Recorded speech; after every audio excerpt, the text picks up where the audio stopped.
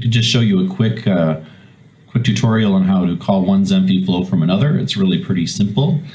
You need at least 2 flows or more.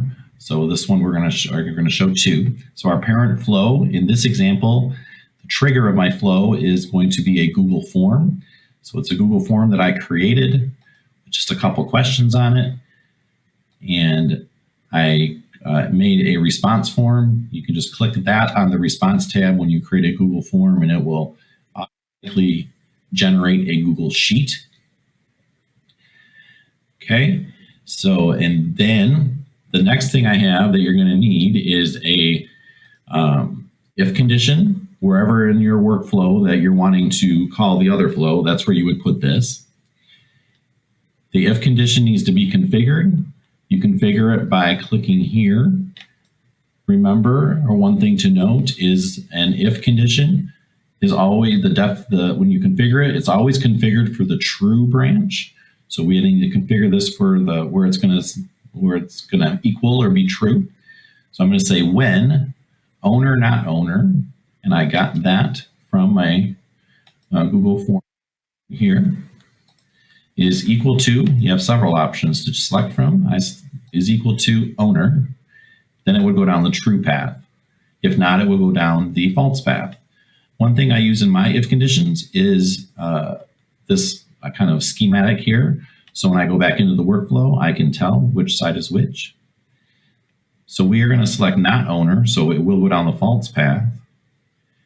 It's going to hit this HTTP request. So you need to add an action from the token picker on the side and HTTP request.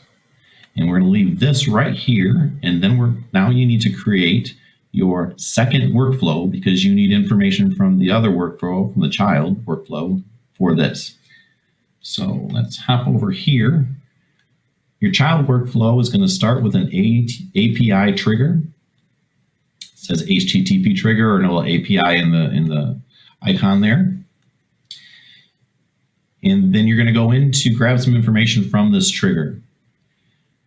You're going to get that from the invocation tab. Now this has all the information populated. You may run into a situation where you create your workflow, you go into this trigger, you click invocation, and there's nothing there. It'll tell you what to do, but you need to publish the flow before that information will show up. So just go ahead and create the workflow with that trigger, click publish, and then you can go into it, click invocation, and this stuff will be here. That's important to remember, or you'll be spinning your tires for a bit. In here, we have some information. We have a with header, we have a without header on the bottom, and then in the middle is the actual header. For our purposes, we're going to take the top one, the with header. So we're going to copy that to our clipboard. And then we are going to head back over to the parent flow. So in that action that we put in there, we're going to paste the URL in the API URL field. The headers you can leave blank because this contains the header. And in the request method, there are several options. We are selecting post for this example because we're going to be posting information to the other workflow.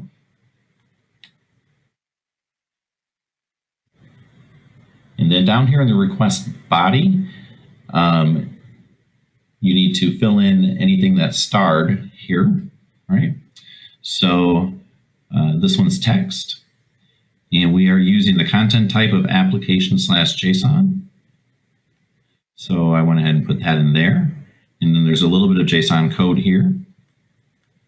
So we're going to put information in, sending information over to the child workflow. This right here, this token, came from our Google Forms response. This one right here. So now that that's configured, let's finish up our child flow. And over here back in the child workflow, the next action that we need is we need to get a convert JSON to object because we're sending a JSON file over. And what information are we going to parse?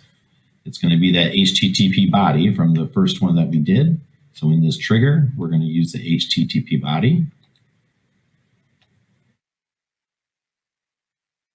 And then I'm going to end this workflow with the email. So I'm going to send a Gmail. Make sure your connection is set. Enter a address, or if you happen to have an address in one of your other actions, you can select that as well. Reply to address is not required, but I always like to put one in there.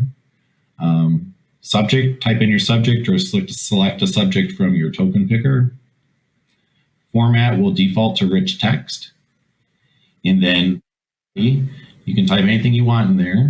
What I did is I took the result info, so information from here, put that in there, and it should email me the word test is what it should email me when we run it. All right. So let's go ahead and see how it works. We got to go back over to the parent flow.